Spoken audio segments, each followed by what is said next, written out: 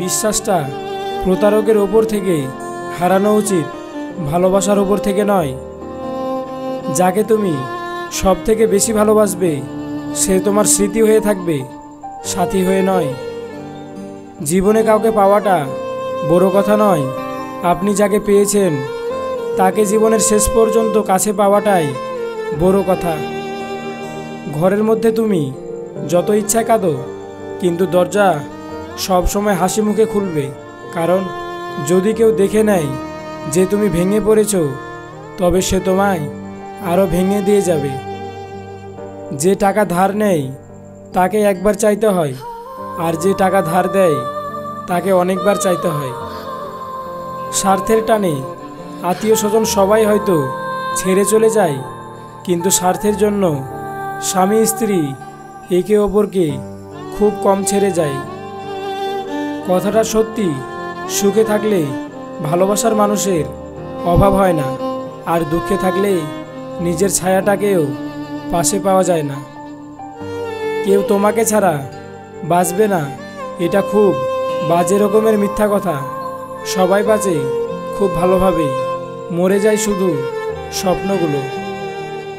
যদি মুখের ভাষা, আচার ব্যবহার ভালো না হয়, তাহলে বিদ্যাসাগর হলেও মানুষের ভালোবাসা পাওয়া যায় না।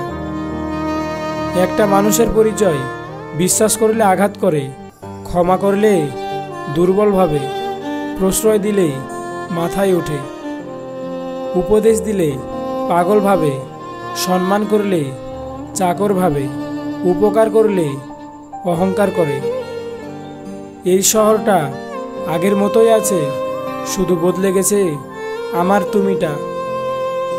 আজকাল কথা কম বলতে ভালো লাগে, কারণ আমি জানি কথা বোঝার মতো মানুষের সংখ্যা খুব কম, কিন্তু আঘাত করা মানুষের সংখ্যা অনেক বেশি। যে ছেলেটা প্রেমিকার গল্প তার মার কাছে বলে, সে ছেলেটা ঠকানোর জন্য প্রেম করে না। প্রতিটি মানুষের ধ্বংসের প্রধান কারণ হচ্ছে নিজেকে জ্ঞানী আর চালাক মনে করা। স্মৃতি হত্যা করতে পারলে এ শহরে কেউ আত্মহত্যা করতো না। নিঃশ্বাসটাও একদিন দেহের সাথে বেইমানি করবে, আর তুমি তো মানুষ মাত্র। পৃথিবীটা আরও অনেক বেশি সুন্দর হতো যদি সকল ভালোবাসা পূর্ণতা পেত।